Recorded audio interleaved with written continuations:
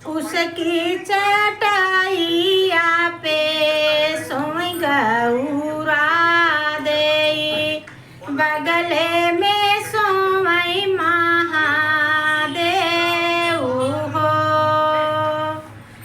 उसकी चटाइया पे सुवली गौरा दे, बगले में सोई महादेव हो।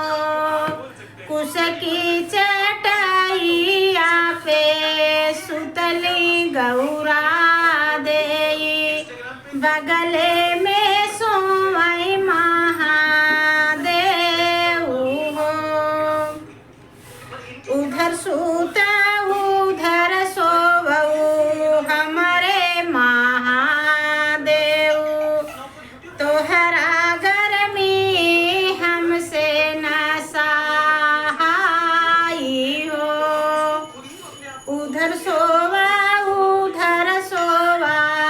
हमारे महादेव, तोहरा ही गर्मी न सहाई हो।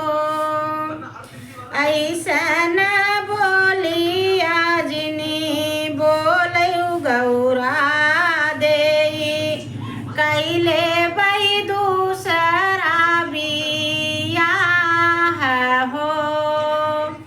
ऐसन बोलिया जिनी बोला हो गौरा दे, कैले बई दूसरा बियाह हो।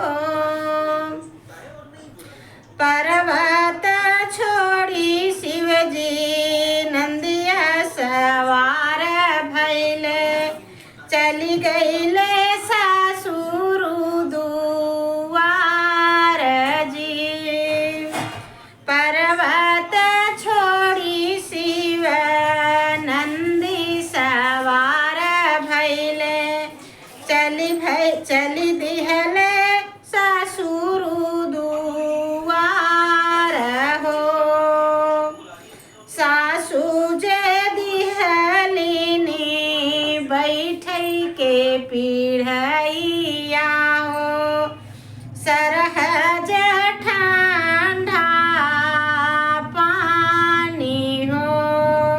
सासू जे दिहलिनी बैठै के पीढ़ैया हो, सरहज ठंडा पानी हो। सरवा करायन जलयाऊ पानिया हो, कह जी जगऊरा कुशल बाटी हो।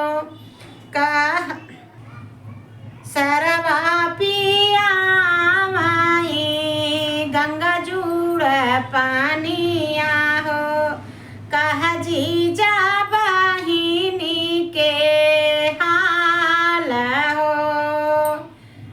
कैसे न बाटिनी बहिनी हमारा हो, काऊ हम कही सरवा गौरा कहलिया हो।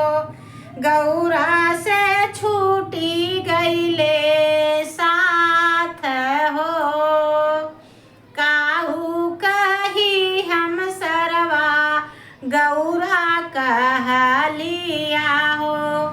गौरा के छूटी गईले साथ हो। रोले महादेव पोछैया सुआ हो, कैसे काटी है दिन रात हो। रोई महादेव पोछैया सुआ हो, कैसे का कटी है दिन मोर हो। जिनी रोवाए जीजा जिनी तू रोवा हो, गौरा के देबै समझाई हो। जिनी रोवाए जीजा जिनी तुम रोवऊ हो, गौरा के देव समझाई हो। तोहरे निसंग जीजा गौरा जे जिंदगी बीताई है, नाही छूटे संगवा तोहार हो। तोहरे नि साथे जीजा गौरा मोरी रही हो, नाही छूटे साथ तोहार हो। सारा बहनोई दुनो एक साथ गईले हो, गौरा के दी है समझाई हो। सारा बहनोई दुनो एक साथ गईले हो, गौरा के दिहले समझाई हो।